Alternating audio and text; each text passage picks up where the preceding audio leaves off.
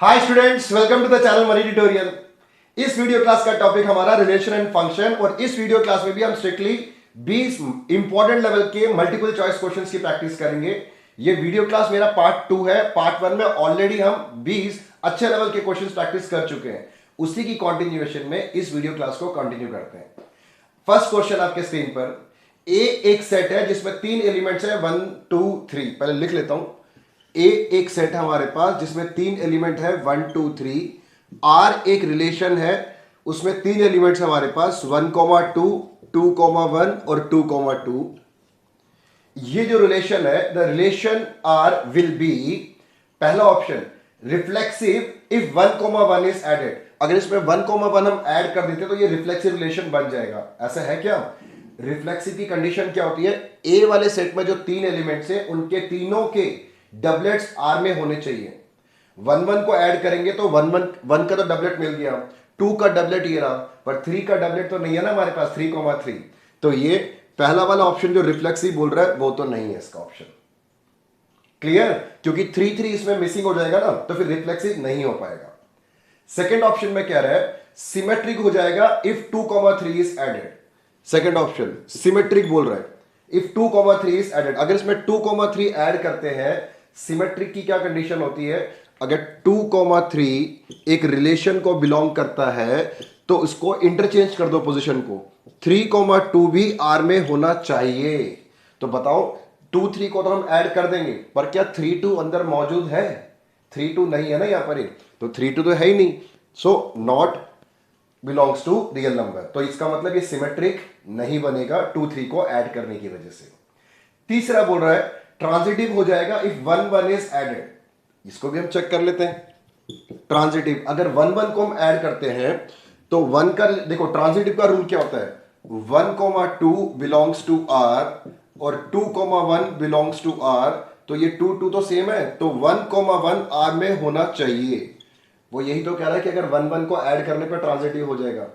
तो 1 1 को ऐड करने से इस तरीके से जो हम चेक कर रहे हैं ये तो ट्रांजिटिव प्रूफ हो रहा है। क्लियर? एक और तरीके से भी चेक करते हैं। 2 1 को लेके चलते हैं हम भी। इसको मैं रब करता हूं पहले।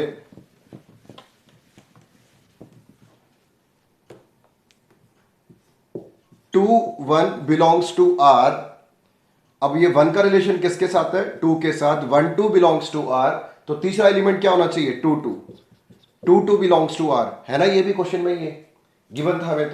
तो इसका मतलब अगर हम 1 1 को इस रिलेशन में ऐड करते हैं तो वो ट्रांजिटिव बन सकता है।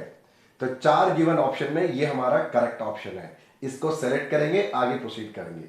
इन क्वेश्चन को समझाने में मेरे को थोड़ा सा टाइम लग रहा है, पर समझने के बाद आप लोग with in a minute correct तरीके से इसको आंसर देना है। ठीक है, चलो मूव करते हैं question number 2।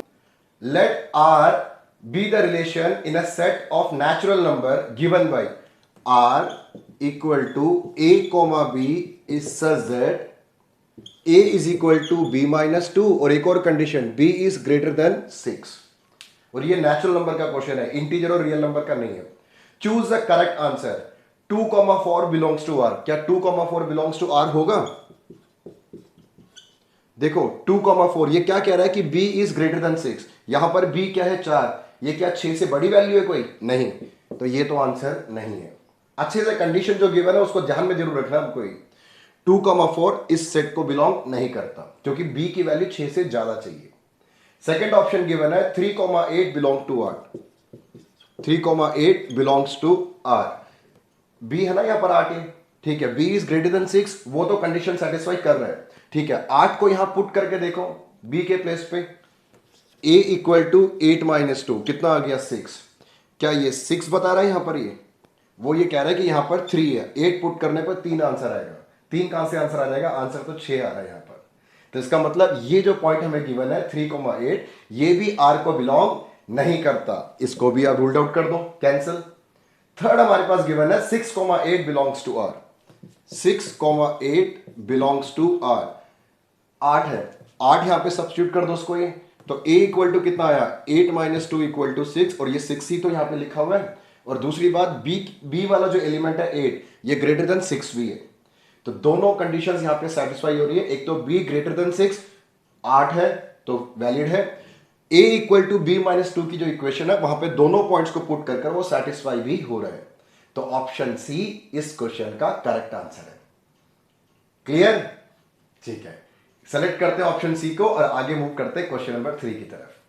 Question number 3, relation R in a real number defined as R equal to a comma b is such that a is less than equal to b। ये हमें एक रिलेशन गिवन है। अब हमें चार option है कि ये इक्विवेलेंस रिलेशन है, reflexive, transitive but not symmetric, अगला है सिमेट्रिक और ट्रांजिटिव बट नॉट रिफ्लेक्सिव, और लास्ट है ओनली रिफ्लेक्सिव। चार ऑप्शन है, देखते हैं कौन से सेटिस्फाई करते हैं। देखो, सबसे पहले मैं चेक कर लेता हूं रिफ्लेक्सिव के लिए। रिफ्लेक्सिव चेक करना है, सिमेट्रिक चेक करना है और ट्रांजिटिव चेक करना है। A is less than equal to B. Reflexive की कंडीशन क्या होती है? डबलेट होना चाहिए। दैट मीन्स आगे है A है तो पीछे भी A होना चाहिए, है ना? ये रूल है रिफ्लेक्सिव के लिए। Put A equal to B कर दो या सब्स्टिट्यूट करना। B is less than equal to B आ गया। B के इक्वल तो होता ही है ना, लेस देन और इक्वल टू का भी साइन है, तो B is equal to B. ये ट्रू है कि फॉल्स है? ये B के बराबर है, ये तो बिल्कुल ट्रू है। तो ये हो गया हमारा true. True means given relation reflexive है। क्लियर? पहला पॉइंट। अब हम सिमेट्रिक के लिए चेक कर लेते हैं। सिमेट्रिक के लिए कंडीशन क्या होता है कि इंटरचेंज करने के बाद जैसे a कॉमा बी है तो b कॉमा ए भी रिलेशन में होना चाहिए। सर चेक करते हैं एक बारी। a is less than equal to b। अगर a b से b के बराबर या छोटा है तो क्या b is also less than equal to a होगा? अब आप लोग गेस करो। एक एग्जांपल ले लेते हैं। a इक्वल टू 1 और b इक्वल टू 2 ले लो। 1 is less than equal to 2, ये तो ट्रू है, पर क्या 2 भी 1 से छोटा होता है? नहीं होता, ये फॉल्स स्टेटमेंट है। दैट मीन्स ये सिमेट्रिक नहीं है। सिमेट्रिक में क्रॉस कर लो। क्लियर? अब देखो, लास्ट रह गया हमारा ट्रांजिटिव के लिए। अब ट्रांजिटिव के लिए कंडीशन क्या होती है? If a is less than equal to b का रिलेशन c के साथ and b is less than equal to c, तो फाइनली क्या होना चाहिए? a is less than equal to c। a c से छोटा होना चाहिए। ये कंडीशन अगर सेटिस्फाई हो जाए तो वो ट्रांजिटिव कहलाती है वो। ठीक है, एक एग्जांपल से समझ लेते हैं उसको। a को मैं लेट कर लेता हूं 1, b को 2 और c को 3। जल्दी से चेक करते हैं। 1 is less than equal to 2, ये ट्रू है। 2 is less than equal to 3, ये भी ट्रू है। अब लास्ट ये जो 1 है should be less than equal to this element 3। 1 is less than equal to 3, बिल्कुल वैलिड है, ट्रू है ये तो। So the given relation is transitive also. तो तीनों को चेक करने के बाद हमें क्या पता लगा कि ये रिफ्लेक्सिव और ट्रांजिटिव है। तो ऑप्शन हम चेक कर लेते हैं। क्या हमारे पास ऑप्शन है? ऑप्शन सेकंड जो है reflexive and transitive but not symmetric, उसको सेलेक्ट कर लेंगे। क्लियर? कुछ कुछ क्वेश्चंस होंगे बिल्कुल शॉर्टकट जिस पे अप्लाई हो रहा होगा, वो तो मैं आपको झटके से समझा दूंगा। मैं थोड़े बहुत क्वेश्चन जो थोड़ा सा टाइम लेता है, प्रोसेस मुझे आपको सिखा के ही चलना पड़ेगा। ठीक है, चलो मूव करते हैं क्वेश्चन नंबर 4 की तरफ। Question number 4, the maximum number of equivalence relation on set A 1,2। A एक सेट है, उसमें दो एलिमेंट्स है 1,2। ठीक है, तो कितने maximum number of equivalence relations बन सकते हैं? एलिमेंट सिर्फ दो है। अगर इस टाइप का क्वेश्चन अगर आ जाए, maximum number of equivalence relation जिसमें दो एलिमेंट हो, आप याद रखना अगर एलिमेंट दो है तो maximum number of equivalence relation 2 ही होता है। अगर इस पॉइंट को याद कर सकते हो, 2 आपके ऑप्शन में होगा, उसको सेलेक्ट कर लेना। नोट डाउन करते चलो रजिस्टर में ये। If A has a only 2 elements, A set में सिर्फ 2 एलिमेंट है और हमें चाहिए maximum number of equivalence relation, तो आंसर उसका 2 होगा। मल्टीपल चॉइस क्वेश्चन में आपका स्टेप्स कोई नहीं देख रहा, फिर भी अगर आपको वो याद नहीं है एग्जाम में तो कैसे करते हैं, मैं आपको फुल क्लियर तरीके से कंसेप्ट को मैं क्लियर करता हुआ चलता हूं मैं। पर मैं चाहता हूं कि आप इस पॉइंट को याद ही कर लो।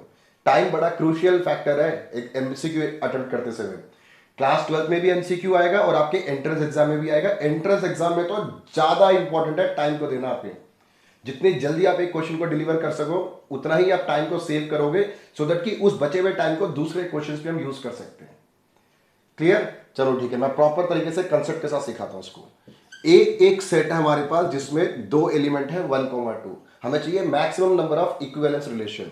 याद रखना किसी भी सेट का सबसे पहला जो इक्विवेलेंस रिलेशन होता है वह क्या होता है? Identity relation.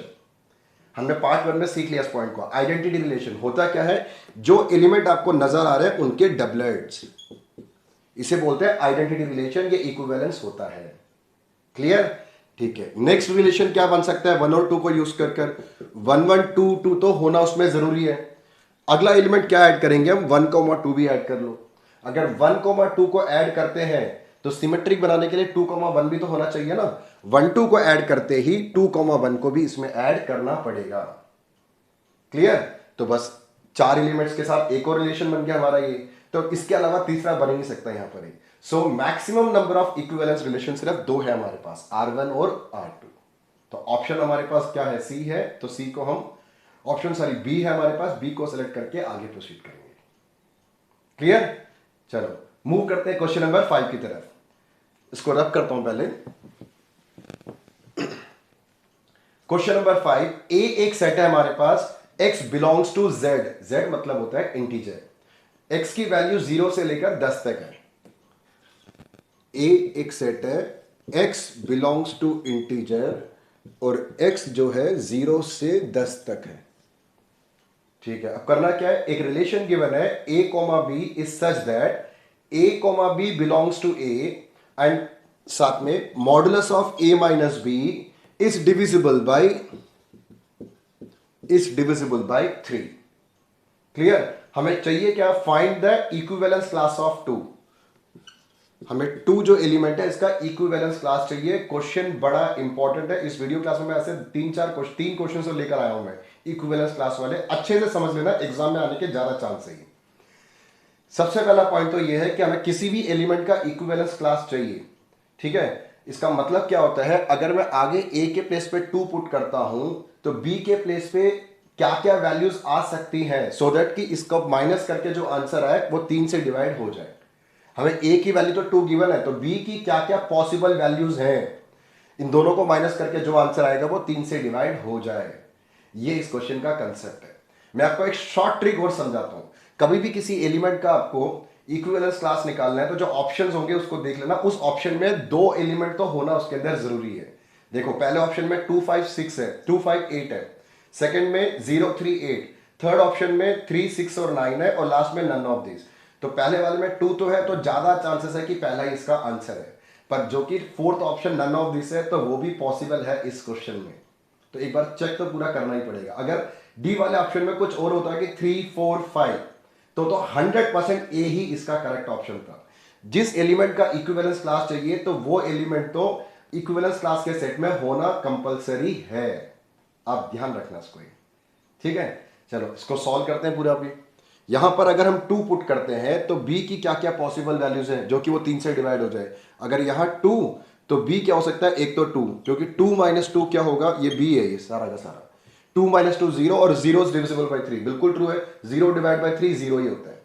क्लियर? यहां पे 2 पॉसिबल है। अगला आगे अगर 2 है तो पीछे क्या होना चाहिए, पीछे होना चाहिए हमारे पास 5, क्योंकि क्या आंसर आएगा, तो आंसर आ जाएगा हमारा 3, और 3 इज डिविजिबल बाय 3, ये भी ट्रू है।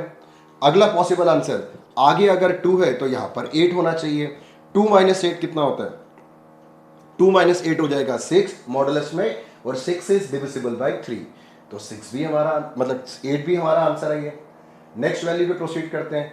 अगर आगे 2 है तो पीछे क्या होना चाहिए, 11 लेके नहीं चलेंगे। क्यों 11 को इग्नोर कर रहा हूं, क्योंकि x की वैल्यू 0 और 10 तक ही रहेगी, 11 नहीं जा सकती वो। तो सिर्फ और सिर्फ हमारे पास b की पॉसिबल वैल्यूज जो है 2 5 और 8 ही है हमारे पास। तो इसका इक्विवेलेंस क्लास 2 5 और 8। क्लियर? समझ आ गया आपको? ये प्रॉपर कंसेप्ट के साथ मैंने समझाया इसको क्वेश्चन को। तो अगला क्वेश्चन जो है वो भी बिल्कुल रिलेटेड इक्विवेलेंस क्लास का ही है। एक और क्वेश्चन समझेंगे तो और अच्छे से कंसेप्ट हमारा स्ट्रांग हो जाएगा। चलो मूव करते हैं क्वेश्चन नंबर 6 की तरफ। R be the equivalence relation in the set. A हमें गिवन है 0 1 2 3 4 5, इसको भी लिख लेता हूं पहले मैं। Are 0 1 2 3 4 5 given by r equal to a comma b is such that to divide a minus b। ये हमें रिलेशन गिवन है। Right the equivalence class of element 0, इसकी हमें इक्विवेलेंस क्लास चाहिए। तो इक्विवेलेंस क्लास जो हमें चाहिए उसमें एक एलिमेंट 0 तो होना चाहिए ना।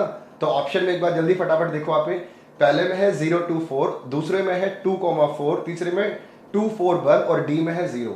तो इसका जो आंसर है या तो वो ए होगा या वो डी होगा। इसको भी फटाफट चेक कर लेते हैं। 2 divides a minus b, a minus b को 2 डिवाइड कर रहा है और ये 0 जो है a की वैल्यू याद रखना। तो b की पॉसिबल वैल्यूज क्या होंगी, यही है ना a माइनस बी। अगर ये 0 है तो यहां पर 0 कर दो, तो 0 माइनस 0 0 होता है, तो 0 डिवाइड बाई 2 पॉसिबल है। तो पहला आंसर तो 0। अगला, आगे अगर 0 है तो पीछे क्या होना चाहिए 2। हम जो भी एलिमेंट पुट करेंगे 1 से लेकर 0 से लेकर 5 तक ही कर सकते हैं और आंसर भी 0 से लेकर 5 तक ही आना चाहिए। तो अगला एलिमेंट यहां से मैं 2 ले रहा हूं। 0 माइनस 2 कितना, -2, और -2 2 से डिवाइड हो सकता है ना, क्लियर। अगला 0 माइनस, अगली वैल्यू क्या ले सकता है b, 4। 0 माइनस 4 कितना होगा, -4, और -4 2 से डिवाइड हो सकता है। अब आप लोग ही बताओ, क्या मैं यहां पे 0 और 6 लिखूं, क्या मैं 0 माइनस 6, हाँ कि ना? गेस कर लिया। 0 और 6 नहीं लिखेंगे इसमें हम, क्योंकि 6 हमारे आर वाले सेट में नहीं, यहां पर ही ये आर नहीं, ये ए है, सॉरी ए है हमारे पास, ठीक है। 6 जो है हमारे पास 0 से लेकर 5 तक की वैल्यू पुट करके आंसर भी आ सकता है। 6 इसमें नहीं है। 6 अगर नहीं है तो 0 माइनस 6 पॉसिबल नहीं है। तो हमारा आंसर जो है 0 2 और 4, इसका इक्विवेलेंस क्लास 0 2 और 4, यही हमारा करेक्ट ऑप्शन है। ऑप्शन ए को सिलेक्ट करो। आगे क्वेश्चन नंबर 7 की तरफ प्रोसीड करते हैं। सेट ए में 3 एलिमेंट्स है 1 2 3। Define a relation R in a set A as follow. R हमें गिवन है जिसमें ऑर्डर पेयर्स है 1 1 2 2 3 3 1 3। लिख लेता हूं पहले। ए हमारे पास एक सेट है जिसमें एलिमेंट है 1 2 3। आर रिलेशन है 1 1 2 2 3 3 और 1,3। then the order pair to be added to R to make it the smallest equivalence relation। तो इसमें कौन सा एलिमेंट मैं ऐड करूं कि वो स्मॉलेस्ट इक्विवेलेंस रिलेशन बने। एक एक करके ऑप्शन जो गिवन है उसको चेक करते हुए चलते हैं। पहला ऑप्शन है 1,3। 1,3 को उसमें ऐड करेंगे क्या हम? ये कर ही नहीं सकते, क्योंकि 1,3 तो ऑलरेडी उसमें प्रेजेंट है। सेम एलिमेंट थोड़ी हो सकते हैं सेट के अंदर, पॉसिबल नहीं है ना। तो 1,3 तो रूल्ड आउट है, ये नहीं है इसका आंसर। अगला ऑप्शन क्या हमारे पास 3,1। चेक करके देखते हैं इसको एक बार। 3,1 को अगर मैं इसमें ऐड करता हूं तो देखो 1 1 2 2 3 3, तो ये अपने आप में क्या हो गया, रिफ्लेक्सिव तो हो गया। सिमेट्रिक के लिए 1,3 अंदर है तो 3,1 भी अंदर होना चाहिए रिलेशन के। 3,1 को ऐड करेंगे तो मिल जाएगा, वो सिमेट्रिक भी सेटिस्फाई हो गया। लास्ट कौन सा रह गया, ट्रांजिटिव। 1,3 बिलोंग्स टू आर और 3,1 बिलोंग्स टू आर, तो अगला एलिमेंट 1,1 भी आर में होना चाहिए, है यहां पर, ठीक है। अब इसको एक बार रिवर्स फॉर्म में भी चेक कर लेते हैं। अगर 3,1 बिलोंग्स टू आर तो 1 का रिलेशन 3 के साथ है। 1,3 बिलोंग्स टू आर तो 3,3 वो भी आर में होना चाहिए। ये रहा 3,3। तो दैट मीन्स 3,1 जो एलिमेंट है जो ऑप्शन बी में गिवन था, अगर उसको इसमें ऐड कर देते हैं तो ये हमारा इक्विवेलेंस रिलेशन बन सकता है, सेटिस्फाई कर रहा है। तो ऑप्शन सी और ऑप्शन डी को तो देखने की कोई जरूरत है ही नहीं। क्लियर, यही हमें आपका आंसर मिल चुका है। क्लियर, ठीक है। अब मूव करते हैं 8th क्वेश्चन की तरफ। Question number 8। ए एक सेट है जिसमें एलिमेंट है A B c and relation R be defined on A as. पहले ए एक सेट है, उसमें एलिमेंट है ए बी और C. Relation R A B C और A B, A B C और A B. Then find the minimum number of order pairs. इसमें कितने ऑर्डर पेयर्स को ऐड करना पड़ेगा in R to make R reflexive and transitive. हमें reflexive and transitive चाहिए, symmetry के बारे में नहीं बता रहा हूं। रिफ्लेक्सिव एंड ट्रांजिटिव कंडीशन हमें मिल जाए, प्रूव हो जाए, तो कितने ऑर्डर पेयर्स को इसमें ऐड करना होगा, चेक करके देखते हैं। हमारे पास ए एक सेट है जिसमें 3 एलिमेंट ए बी सी है। इसको रिफ्लेक्सिव बनाने के लिए सेट ए में जो एलिमेंट है उसके डबलेट्स अंदर होने चाहिए आर में, यही रूल है। ए तो है इसके अंदर, हम अपनी तरफ से क्या ऐड करेंगे, बी बी और सी सी। तो इन दोनों को ऐड करने से ये रिफ्लेक्सिव की कंडीशन तो सेटिस्फाई कर गया है। 2 एलिमेंट ऐड करने से रिफ्लेक्सिव बना। अगला बी सी है, सी सी है, बी सी, यहां तो कोई प्रॉब्लम नहीं। ए बी है, यहां पर इसको चेक करना पड़ेगा। अगर a B, a comma b R में बिलोंग कर रहा है तो ट्रांजिटिव के लिए बी का रिलेशन किसके साथ है? देखो एक बार, बी का रिलेशन सी के साथ है, तो हमें ए और सी भी अंदर आर में होना चाहिए। ए कोमा सी है क्या? ए कोमा सी नहीं, हम इसको अपने एंड से ऐड करेंगे। तो ट्रांजिटिव बनाने के लिए मुझे इसके अंदर एक एलिमेंट को ऐड करना पड़ा। सिमेट्रिक चेक नहीं करना, मैं दोबारा बता रहा हूं, सिर्फ हमें रिफ्लेक्सिव और ट्रांजिटिव के लिए चाहिए, सिमेट्रिक के बारे में नहीं बोल रहा। सो ए बी बी सी दोनों अगर उसके अंदर मौजूद है एलिमेंट, तो हमें अपने एंड से ए सी को ऐड करना था। तो ट्रांजिटिव के लिए एक, रिफ्लेक्सिव के लिए दो, तो टोटल 3 एलिमेंट्स को, 3 ऑर्डर पेयर्स को आर में हम इंक्लूड करेंगे, तो वो रिफ्लेक्सिव और ट्रांजिटिव हो सकता है। ऑप्शन ए है, ए को सेलेक्ट करते हैं, आगे प्रोसीड करते हैं। क्वेश्चन नंबर 9 प्रोसीड करने से पहले, अगर आप लोगों को मेरा वीडियो अच्छा लग रहा हो, अभी तक आपने सब्सक्राइब नहीं किया, पहली बार आप चैनल पे आए, तो प्लीज सब्सक्रिप्शन की उम्मीद मैं आपसे जरूर रखता हूं। तो आने वाली वीडियोस में मैं आपको और भी अच्छे लेवल के क्वेश्चंस डिलीवर करूंगा। सब्सक्रिप्शन से एक्चुअली में टीचर का मोटिवेशन लेवल हाई होता है। तो आने वाली वीडियोस में और अच्छी मेहनत के साथ अच्छे अच्छे क्वेश्चंस पिक करके लेकर आएगा, सो दैट कि स्टूडेंट कम्युनिटी का बेनिफिट हो सके। चलो 9th question, consider the non empty set containing children in a family relation are defined as A is related to B if A is a brother of B। अच्छा question ये है, A is a brother of B, R को क्या status मिलेगा? Symmetric but not transitive, transitive but not symmetric, neither symmetric not transitive, both symmetric and transitive. सब कुछ transitive symmetric ही चल रहा है, रिफ्लेक्सिव के बारे में तो कुछ बोल नहीं रहा। तो इसका मतलब हमें वही चेक करना है,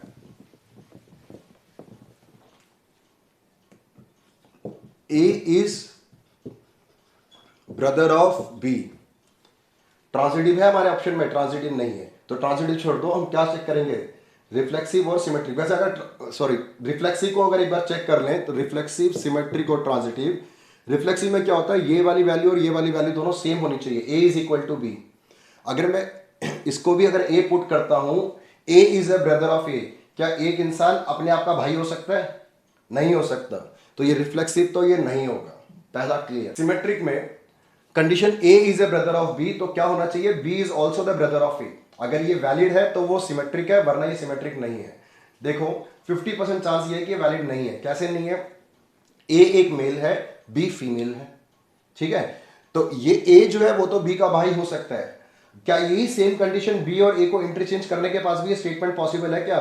B is a brother of A, नहीं, फिर B is a sister of A हो जाएगा वो, ठीक है। तो इसका मतलब ये सिमेट्रिक नहीं है। रह गया last transitive.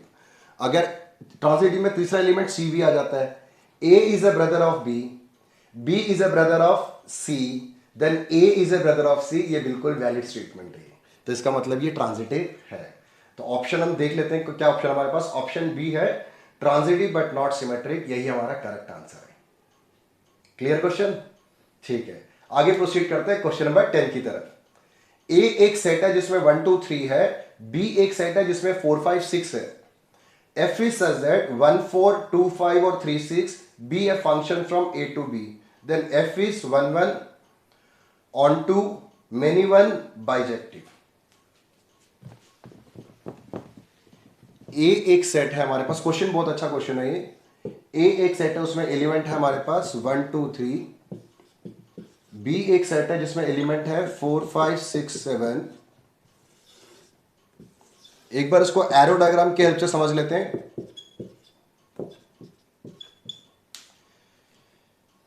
B a function from A to B, then f is, और हमारे पास फंक्शन क्या गिवन है? 1,4 है, तो 1 is related to 4, 2 is related to 5 और 3 इज रिलेटेड टू 6। यहां तक तो गिवन है।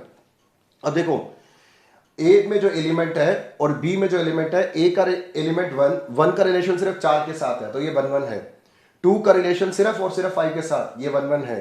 3 का रिलेशन 6 के साथ, तो ये 1 1 है। तो that means the given function is 1 1। 1 1 तो क्लियर हो गया। ऑन टू के लिए चेक करते हैं। ऑन टू में क्या होता है? जो नेक्स्ट हमारे पास एरो डायग्राम के लिए सेट बी था, उसका एक भी एलिमेंट आइडल रह गया जिसका रिलेशन ए के साथ नहीं है, इसका मतलब वो ऑन टू नहीं है। एक भी एलिमेंट यहां पे खाली नहीं रहना चाहिए, ठीक है। तो यहां पर 7 जो है, 7 का रिलेशन किसी एलिमेंट के साथ नहीं है विद एलिमेंट ऑफ सेट ए, तो इसका मतलब ये गिवन फंक्शन ऑन टू नहीं है। तो क्या हुआ, ये 1 1 है बट नॉट ऑन टू। तो ऑप्शन ए में लिखा हुआ ना 1 1 1 1 को सेलेक्ट करते हैं, आगे प्रोसीड करते हैं। आई होप कि आपको ये एरो डायग्राम से पिक्चर पूरा का पूरा क्लियर हो गया। ठीक है, चलो मूव करते हैं क्वेश्चन नंबर 11 की तरफ। Let R be the relation in set Z of integers given by a, b such that 2 divides a minus b. Write the equivalence class. इस बार क्या देखो, सेट z ऑफ इंटीजर्स है, set z of integer. पहले हमने जो किया था वो नेचुरल नंबर पे था, अब ये वाला क्वेश्चन जो है सेट इंटीजर्स के ऊपर है। Right the equivalence class of zero, पहले भी हमने निकाला था इक्विवेलेंस क्लास, फिर इस बार भी निकालेंगे, पर यहां पर जो है हमें जो सेट गिवन है वो इंटीजर्स का गिवन है। इंटीजर में क्या होता है, प्लस और माइनस दोनों पॉसिबल है। अच्छा, पहले जो हमने क्वेश्चन किया था उसमें एक सेट हमें गिवन था, जितना मुझे याद आ रहा है, सेट एक गिवन था जो एक लिमिटेड वैल्यूज ही हम पुट कर सकते हैं, 0 से लेकर 5 तक था, है ना। पर इस वाले क्वेश्चन में पूरा का पूरा सेट ऑफ इंटीजर, तो इसमें तो काफी सारी वैल्यूज आएंगी यहाँ पर, और यहाँ पर इंटीजर है तो प्लस भी पॉसिबल है और माइनस भी पॉसिबल है। देखते हैं, पहला वाला ऑप्शन जो है हमारे पास ए 0 2 4 6 8 है, यहां सिर्फ प्लस वाली वैल्यूज है, माइनस वाली वैल्यूज नहीं है, तो ये पहले वाला आंसर तो गलत है। बी में 0 plus minus 2 plus minus 4 plus minus 6, हाँ ये पॉसिबल हो सकता है, अभी मैं 100% श्योर नहीं हूं। सी 1 2 3 4 5, 1 2 3 4 5 नहीं हो सकता, मैं आपको शॉर्टकट बता रहा हूं, जिसकी इक्विवेलेंस क्लास निकालनी है वो एलिमेंट तो अंदर होना चाहिए। क्या इसमें 0 है? सी तो 100% है ही नहीं, ए और सी तो नहीं है, बिल्कुल रूल्ड आउट। माइनस इंफिनिटी से इंफिनिटी, ये भी बिल्कुल पॉसिबल नहीं है यहाँ पर। ठीक है, तो करेक्ट ऑप्शन बिना सॉल्व किए हम निकाल लेते हैं, करेक्ट ऑप्शन इसका जो है ऑप्शन बी है। समझ आ रहा है आपको? जो क्वेश्चन वर्बली सॉल्व हो सकता है ना, आप कोशिश करो कि इसको वर्बली सॉल्व करने के लिए। हर क्वेश्चन के लिए पेन और पेपर की जरूरत नहीं होती, मेन बुद्धि का खेल है। जितने जल्दी आपका माइंड इन पॉइंट्स को कैच कर सकता है, उतना ही आपकी सक्सेस की रेशियो बढ़ जाती है एग्जाम में। समझ आ गया आपको पॉइंट? ठीक है, तो क्वेश्चन नंबर 11 का करेक्ट ऑप्शन है बी, बी को हम सिलेक्ट कर लेते हैं। चलो अब मूव करते हैं क्वेश्चन नंबर 12 की तरफ। ए एक सेट है जिसमें एलिमेंट 1 2 3 है, और आर एक रिलेशन है हमारे पास। ए एक सेट है 1 2 3, आर एक रिलेशन है अपने पास, उसमें है एलिमेंट 1 1 2 2 3 3 और अगला है 1 2, 4 एलिमेंट्स है हमारे पास। क्वेश्चन क्या है, which of the following pair in are shall be removed to make it an equivalence relation in A। इसमें से 4 में से किसको हमें रिमूव करना है? ये तो बहुत ही इजी क्वेश्चन है कि वो इक्विवेलेंस बन जाए। 1 1 2 2 3 3, ये देखो एलिमेंट यहाँ पे 1 2 3 है, तो 1 1 2 3 का जो डबलेट्स है वो है 1 1 2 2 3 3। अगर सेट में सिर्फ रिलेशन में सिर्फ अगर यही 3 एलिमेंट्स हो, आइडेंटिटी रिलेशन बोलते हैं, वो तो इक्विवेलेंस होता ही है। तो फालतू क्या नजर आ रहा है इस पे? 1 2 एक्स्ट्रा नजर आ रहा है। सिंपल सा 1 2 को हम एलिमिनेट करेंगे, रिमूव करेंगे, तो वो हमारा स्मॉलेस्ट इक्विवेलेंस रिलेशन बन जाएगा। क्लियर? तो ऑप्शन हम चेक कर लेते हैं, ऑप्शन डी है 1 2, तो इसको हम रिमूव करेंगे, तो 1 1 2 2 3 3 जो है आइडेंटिटी रिलेशन इक्विवेलेंस रिलेशन बन सकता है। क्लियर? तो इसको हटाना है, तो आंसर हमारा डी है। ठीक है, चलो अब question number 13। Question number 13, function is such that real number goes to real number और f x equal to x cube. 1 1 but not on 2, पहला ऑप्शन। Second, not 1 1 but on 2, neither 1 1 nor on 2, और last option है 1 1 and on 2। इसको भी मैं proper traditional way में solve नहीं कराऊंगा, मेरा मुद्दा है कि जल्दी फटाफट सिखाते हुए चलो। यहां अप्लाई हो रहा है शॉर्टकट। शॉर्टकट क्या है? मैंने आपको पार्ट 1 में मैंने समझाया था, रियल नंबर का क्वेश्चन हो, real number goes to real number, x की पावर अगर कोई इवन नंबर आ जाए 2 4 6 वगैरह, तो वो ना 1 1 होता है ना वो ऑन 2 होता है। पार्ट 1 में सिखाया था, और उस टाइम पे भी मैंने आपको समझाया था कि अगर ये ऑड पावर आ जाए तो वो 1 1 ऑन 2 दोनों होते हैं। एक्स की पावर 3 ऑड नंबर है कि नहीं है? है ना। और ये real number goes to real number, ये दोनों कंडीशन साथ में होना चाहिए, ये ध्यान रखना आप। तो यहां पर हम आंखें, मतलब आंखें क्या बंद करना, हम फटाफट, हमें इसका आंसर पता है बिना सॉल्व किए, ऑप्शन डी को सिलेक्ट कर लो। The given function is 1 1 as well as on 2। Clear? अगर यहां पे पावर 5 भी होता, पावर 7 भी होता, पावर 9 भी होता, तब भी वो 1 1 और ऑन 2 था। क्लियर है ना? ठीक है, तो ऑप्शन इसका हमारा डी है, डी को सिलेक्ट करके आगे प्रोसीड करते हैं। क्वेश्चन नंबर 14, वो भी बहुत अच्छा और इंपॉर्टेंट क्वेश्चन है। 14, if R1 and R2 are equivalence relation in set A, दो रिलेशन है और दोनों के दोनों इक्विवेलेंस है, and R is equal to R1 intersection R2, ये दोनों खुद अपने आप में इक्विवेलेंस रिलेशन है। इस इक्विवेलेंस रिलेशन में जितने भी एलिमेंट्स हैं इसमें और इसमें, उनका कॉमन एलिमेंट अगर हम निकालें तो वो भी याद रखना एक प्रॉपर्टी होती है, वो भी इक्विवेलेंस ही होता है। दो इक्विवेलेंस रिलेशन और उन दोनों के बीच का क्या चाहिए, इंटरसेक्शन, कॉमन एलिमेंट्स। अगर हम कॉमन एलिमेंट्स निकालेंगे तो डेफिनेटली वो भी हमारा इक्विवेलेंस रिलेशन ही होता है। तो ऑप्शंस क्या है, relation R on a set A is, पहला option reflexive but not transitive, ये तो बिल्कुल नहीं, ट्रांजिटिव ओनली, ये भी नहीं है, सिमेट्रिक बट नॉट ट्रांजिटिव, ये भी नहीं है, इक्विवेलेंस, इसको सेलेक्ट कर लो आप। दोबारा समझाता हूं प्रॉपर्टी, दो इक्विवेलेंस रिलेशन के बीच में अगर आपको इंटरसेक्शन निकालना हो तो रिजल्टिंग सेट जो बनेगा ना हमारा रिजल्टिंग सेट, वो भी 100% इक्विवेलेंस रिलेशन ही होगा। क्लियर? ठीक है, बढ़ते हैं क्वेश्चन नंबर 15 की तरफ। देखो अभी तक हमने 14 क्वेश्चंस कर लिए, 20 क्वेश्चन का वीडियो क्लास है, पेशेंस के साथ बने रहना, कोई भी क्वेश्चन मिस मत करना। जितने क्वेश्चंस इस वीडियो क्लास में और पार्ट 1 में मैंने डिलीवर किए सारे के सारे इंपॉर्टेंट लेवल के हैं। अगर आपने स्कूल लेवल पे प्रीवियस ईयर का क्वेश्चन पेपर वगैरह आप निकाल के देखो तो आपको मोस्टली क्वेश्चन सारे आपको अवेलेबल मिलेंगे उस क्वेश्चन पेपर के अंदर। तो कोई भी क्वेश्चन आप मिस मत करना, सारे के सारे इंपॉर्टेंट लेवल के क्वेश्चन पिक किए इस क्लास के लिए। चलो question number 15, let l be the set of all lines in XY plane and L1, L2, condition क्या है, L1 is parallel to L2 बता रहा हूं, L1 is parallel to L2। हमें ये चेक करना है, then R is reflexive and symmetric and transitive, equivalence, symmetric. अगर दो लाइनें दोनों आपस में एक दूसरे के पैरेलल है, बिना सॉल्व किए, देखो बिना सॉल्व किए, इसको भी आप अच्छे से याद रखना, ये इक्विवेलेंस क्लास होता है। पर मैं आपको थोड़ा सा समझा देता हूं कि कैसे इक्विवेलेंस होते हैं। रिफ्लेक्सिव, सिमेट्रिक और ट्रांजिटिव, यही चेक करना है। सबसे पहले कंडीशन क्या होती है हमारे पास रिफ्लेक्सिव में और डबलेट्स होने चाहिए, अगर आगे L1 है तो पीछे भी L1 होना चाहिए। तो इसमें करता हूं put L1 equal to L2, तो L1 is parallel to L1 ही आ गया, विच इज ट्रू। तो ट्रू है तो इसका मतलब वो रिफ्लेक्सिव है। L1 और L2 को इक्वल पुट करना पड़ेगा ना, या तो L2 is parallel to L2 लिख लो या L1 is parallel to L1, बात एक ही है। ये तो बिल्कुल ट्रू होता है, एक लाइन आपस में अपने ही लाइन का पैरेलल तो होता ही है, तो रिफ्लेक्सिव तो ये है। सिमेट्रिक की कंडीशन क्या होती है, अगर इनके पोजीशन को अगर हम इंटरचेंज करते हैं तो तब भी वो ट्रू होना चाहिए। अगर L1 is parallel to L2 तो L2 is also parallel to L1, simple सा लॉजिक है। दो लाइन है, ये L1 और ये L2, अगर ये इसके पैरेलल है तो ये भी तो उसके पैरेलल है, सिमेट्रिक भी प्रूव हो गया। अब लास्ट रह गया transitive, L1 is parallel to L2, L2 is parallel to L3, तो definitely L1 is also parallel to L3। L1 L2 के पैरेलल है, L2 L3 के पैरेलल है, तो भाई L1 और L3 भी तो पैरेलल ही है, हो गया ट्रांजिटिव भी। सो the given relation is an equivalence relation. Clear? ठीक है, तो जो हमने मैंने प्रीवियस पार्ट 1 में मैंने आपको समझाया था, L1 is perpendicular to L2, तो परपेंडिकुलर में याद रखना सिर्फ वो सिमेट्रिक होता है, रिफ्लेक्सिव और ट्रांजिटिव नहीं होता परपेंडिकुलर में। पैरेलल में इक्विवेलेंस होता है, तीनों कंडीशंस प्रूफ हो जाती है।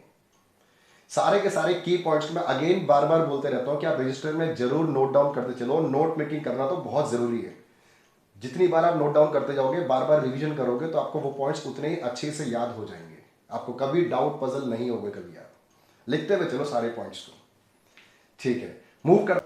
A relation R defined in a set A of all the triangles, relation क्या है, T1 is similar to T2, दो ट्राइंगल है, दोनों के दोनों ट्राइंगल सिमिलर हैं, is reflexive and symmetric and transitive, equivalence या सिमेट्रिक। सिर्फ दो सिमिलर ट्राइंगल हो, मैंने एक और क्वेश्चन भी देखा है एग्जाम में आए हुए, कॉन्ग्रुएंट ट्राइंगल, ठीक है ना, अगला क्वेश्चन उसी का ही है। सो या कॉन्ग्रुएंट हो, हमेशा वो इक्विवेलेंस होते हैं। क्लियर?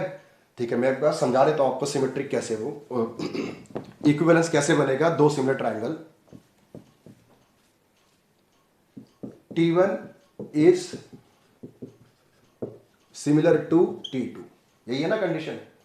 सबसे पहले रिफ्लेक्सिव के लिए क्या होता है, put T1 is equal to T2, दो ट्राइंगल को इक्वल पुट कर दो, T1 को T2 के इक्वल पुट कर दो, तो क्या बनेगा, ये T2 is similar to T2 which is true. एक ट्राइंगल अपने आप का सिमिलर तो हो ही सकता है, विच इज ट्रू, तो रिफ्लेक्सिव की कंडीशन सेटिस्फाई हो गई। यहां पर दोनों को इक्वल पुट करना पड़ता है, कंसेप्ट को बिल्कुल हम नहीं छोड़ेंगे। कंसेप्ट तो वही है कि आगे वाली वैल्यू और पीछे वाली वैल्यू दोनों सेम पुट करना है, T1 और T2 ये दोनों को इक्वल पुट करना है। तो यहां पे T2 is similar to T2, that means वो रिफ्लेक्सिव है। सिमेट्रिक पे आ जाओ, सिमेट्रिक की कंडीशन क्या होती है, इंटरचेंज करके भी ये गिवन स्टेटमेंट वैलिड और ट्रू होना चाहिए, यही रूल है। T1 is similar to T2, तो इसका मतलब T2 is also similar to T1, ठीक है कि नहीं? अगर T1 T2 के सिमिलर है तो T2 भी तो T1 के सिमिलर होगा, बिल्कुल वैलिड है। ये बन गया सिमेट्रिक। ट्रांजिटिव, ये T1 T2 T1 T2 के सिमिलर है, T2 T3 के सिमिलर है, तो भाई T1 और T3 भी तो सिमिलर होगा, है कि नहीं? Simple rule. तो इसका मतलब ये ट्रांजिटिव भी है, जिसमें ये तीनों कंडीशन सेटिस्फाई हो जाए तो उसे हम इक्विवेलेंस रिलेशन बोलते हैं। तो इसको भी आप नोट डाउन करते चलो, अगर दो ट्राइंगल आपस में सिमिलर हो तो वो डेफिनेटली वो इक्विवेलेंस भी होते हैं। क्लियर, समझ आ गया आपको? शॉर्टकट्स पे भी आप थोड़ा बहुत बिलीव करना। मल्टीपल चॉइस क्वेश्चंस की प्रैक्टिस कर रहे हैं इस वीडियो क्लास में। चलो 17, T be the set of all triangles in a plane and let a relation R on T be defined as A is related to B if A is congruent to B। इस बार congruent triangle आ गया, A, B belongs to triangle T, then R is what? Equivalence है R but not T, T but not reflexive but not transitive, B option है, C option है हमारे पास transitive but not symmetric, और D option है none of this। देखो similar triangle होता क्या है? सिमिलर ट्राइंगल में शेप इक्वल होते हैं, साइज नहीं इक्वल होते। कॉन्ग्रुएंट ट्राइंगल में क्या होता है? शेप एंड साइज दोनों इक्वल होते हैं, है ना? ये इसी क्वेश्चन के सिमिलर तो हो गया। कॉन्ग्रुएंट ट्राइंगल आए या सिमिलर ट्राइंगल आए, इसी कंडीशन में प्रूव करते हैं। अच्छे से याद रखना, सिमिलर हो या कॉन्ग्रुएंट हो, वो इक्विवेलेंस रिलेशन होता है। ये शॉर्ट ट्रिक है आपकी, ज्यादा सॉल्व करने की जरूरत नहीं है। अगर सॉल्व करने का मन करे तो यही सेम प्रोसेस है, बिल्कुल सेम। कॉन्ग्रुएंट में साइज और शेप, यहां तो देखो मैंने यहां पे शेप सेम है पर साइज अलग है ना, सिमिलर ट्राइंगल। कॉन्ग्रुएंट में क्या होता है? दोनों के दोनों बिल्कुल सेम, शेप और साइज दोनों सेम होते हैं, तो डेफिनेटली वो ट्रांजिटिव भी होगा, सिमेट्रिक भी होगा, वो रिफ्लेक्सिव भी होगा। तो इक्विवेलेंस रिलेशन है। इक्विवेलेंस ऑप्शन ए है, ए को सिलेक्ट करो और आगे प्रोसीड करते हैं। तो टिल नाउ हमने क्वेश्चन नंबर 17 तक कर लिया, 3 क्वेश्चन रह गए। पेशेंस के साथ बने रहो, 3 क्वेश्चन को भी कंप्लीट करते हैं। एक्स एक सेट है हमारे पास जिसमें 1, 2 और 3 है। आर एक रिलेशन है हमारे पास, एलिमेंट्स है हमारे पास उसमें 1, 3, 2, 2 और 3, 2। Then minimum order pair which should be added in relation R to make it a reflexive and symmetric. Reflexive and symmetric चाहिए हमें, ट्रांजिटिव नहीं चाहिए, रिफ्लेक्सिव एंड सिमेट्रिक। तो रिफ्लेक्सिव के लिए एक्स जो सेट है उसमें 3 एलिमेंट्स है 1, 2, 3। इसका डबलेट आर में होना जरूरी है। 1, 1 है क्या? नहीं, ऐड कर लेते हैं 1, 1। 2, 2 है क्या? इसमें 2, 2 है, 2, 2 ऐड करने की जरूरत नहीं है। 3, 3 चाहिए, है? नहीं है, 3, 3 को इसमें ऐड कर लेते हैं। तो रिफ्लेक्सिव बनाने के लिए तो मुझे 2 एलिमेंट को ऐड करना पड़ा। Next condition symmetric. सिमेट्रिक के लिए क्या होता है कि इंटरचेंज करने के बाद जो ऑर्डर पेयर बनेगा वो उसमें आर में होना चाहिए। 1, 3 है तो 3, 1 भी इसमें प्रेजेंट होना चाहिए। 3, 1 है क्या? नहीं है, तो ऐड करता हूं मैं 3, 1। 2, 2 का रिवर्स और 2, 2 ही होता है, वो छोड़ दो। 3, 2 है इसमें तो 2, 3 भी ऐड करना पड़ेगा, तभी तो सिमेट्रिक बनेगा। क्लियर? तो ट्रांजिटिव तो मुझे चेक करना ही नहीं है, ट्रांजिटिव को छोड़ दो। तो इसमें अगर मैं 4 एलिमेंट्स में ऐड करता हूं गिवन रिलेशन में तो वो रिफ्लेक्सिव और सिमेट्रिक बन सकता है। 4 ऑप्शंस गिवन है आपके पास। ऑप्शन सी देखो, यही है ना, सेम है। ऑप्शन सी को सेलेक्ट करो, मूव करते हैं क्वेश्चन नंबर 19 की तरफ। Clear? 19th question, R equal to curly bracket में x comma y such that x y belongs to Z और x square plus y square is less than equal to 4। X square plus y square less than equal to 4, ठीक है ना? X square और y square, x और y दो values होंगी, उनको square करके जो भी आंसर बनेगा that should be less than और इक्वल टू 4, 4 से ज्यादा नहीं चाहिए। Is a relation in set Z, integer से, वो इंटीजर में पॉजिटिव नेगेटिव दोनों वैल्यूज पॉसिबल है। Then the domain of R is, domain का मतलब आप एक्स की क्या क्या वैल्यू सब्स्टिट्यूट कर सकते हो। एक्स कोमा वाई है ना ब्रैकेट हमारे पास, तो एक्स की आप क्या क्या वैल्यू सब्स्टिट्यूट कर सकते हो। ये डोमेन वाला एलिमेंट होता है, ये रेंज होता है। एक्स की क्या क्या पॉसिबल वैल्यूज है। 0, 1, 2, 0, 1, 2 तो बिल्कुल रूल्ड आउट है। पहले ये भी लिख लेता हूं मैं, x square plus y square less than equal to 4, क्योंकि नेगेटिव वैल्यूज भी तो पॉसिबल है, क्योंकि क्वेश्चन क्या है, वो इंटीजर में है वो सेट, तो इंटीजर तो पॉजिटिव नेगेटिव दोनों पॉसिबल है। यहां सिर्फ वो क्या बोल रहा है 1, 0, 1, 2, तो 0, 1, 2 को तो रूल्ड आउट। अगला है -2, -1, 0, -0, 1 और 2, ये पॉसिबल लग रहा है। -1, -2, 0, 1, 2, यही है ना, ये चारों के चारों वैल्यूज यहाँ पर पॉसिबल हो सकती हैं, पांचों वैल्यूज यहाँ पे पॉसिबल हो सकती हैं। अगला ऑप्शन देख लेता हूँ 0 -1 -2, इसको भी रूल्ड आउट क्योंकि नेगेटिव वैल्यूज है, पॉजिटिव वैल्यू को कवर ही नहीं किया। सी भी आंसर नहीं है। डी -1 0 1 बता रहा है, ये भी नहीं है। -2 और 2 तो मिसिंग हो गया ना। मतलब मैं दोबारा आपको समझाता हूँ एक्स की क्या क्या वैल्यू पुट कर सकते हो और साथ में वाई भी, सो दैट कि उसका सम जो है स्क्वायर करने के बाद लेस देन और इक्वल टू 4 आ जाए। तो एक्स की ये 5 वैल्यूज पॉसिबल है।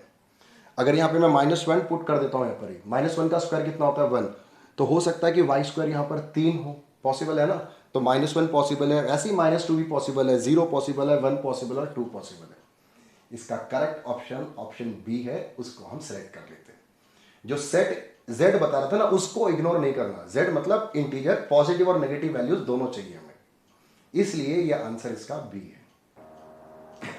If x equal to x एक हमें सेट गिवन है, x equal to x square is such that x belongs to natural number, function is such that natural number goes to set x, साथ में लिखा हुआ है, और fx इक्वल टू है x square, fx equal to है x square, then this function is injective है, not bijective है, सर्जेक्टिव है कि बाइजेक्टिव, चेक कर लेते हैं। फॉर 1 1 की कंडीशन क्या होती है, fx1 is equal to fx2 start करना पड़ता है, यही होता है ना 1 1, x स्क्वायर था, x1 का square is equal to x2 का स्क्वायर, स्क्वायर से स्क्वायर कैंसिल कर दो तो x1 इक्वल टू x2 आ गया। क्लियर, नेचुरल नंबर का क्वेश्चन था, इसलिए स्क्वायर से स्क्वायर कैंसिल करके प्लस माइनस नहीं आएगा, बिल्कुल नहीं आएगा, ये जरूर ध्यान रखना। नेचुरल नंबर नेगेटिव नहीं होते। x1 इक्वल टू अगर x2 है, that means the given function is 1 1 1 तक तो प्रूव हो गया। अब क्या चाहिए हमें, ऑन टू का स्टेटस मिलेगा कि नहीं मिलेगा, ये चेक करना है। चेक करते हैं इसको।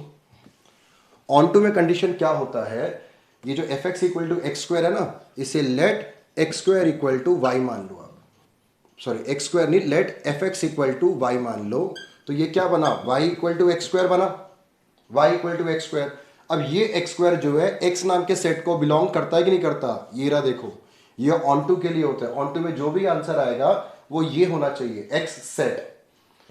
हमने क्या किया, fx को y पुट किया तो y equal to x square बना, और एक्स स्क्वायर तो x नाम के सेट में मौजूद है, तो इसका मतलब ये x सेट को बिलोंग कर रहा है, x सेट को बिलोंग कर रहा है, that means the given function is onto as well. तो जो गिवन फंक्शन था 1 1 भी सेटिस्फाई हो गया और ऑन टू का स्टेटस भी ले लिया उसने। जब 1 1 ऑन टू दोनों स्टेटस मिल जाए तो उस फंक्शन को क्या बोलते हैं, बाइजेक्टिव। तो ऑप्शन डी है ना बाइजेक्टिव, उसको हम सेलेक्ट कर लेते हैं। आई होप कि जो आज 20 के 20 जो हमने क्वेश्चंस प्रैक्टिस किए आपको अच्छे से समझ आ गया होगा। पार्ट 1 को भी देखो और साथ में मेरे चैनल पेज पे जरूर विजिट करना। आपके मैथमेटिक्स अकाउंटेंट से रिलेटेड काफी सारे वीडियोस अवेलेबल हैं जो आपको एग्जाम में अच्छा स्कोर लाने के लिए हेल्प करेंगे। मैं मिलता हूं नेक्स्ट वीडियो में कुछ नया टॉपिक और नए क्वेश्चंस लेकर। तब तक आप इन क्वेश्चंस को प्रैक्टिस करते रहो और खुश रहो।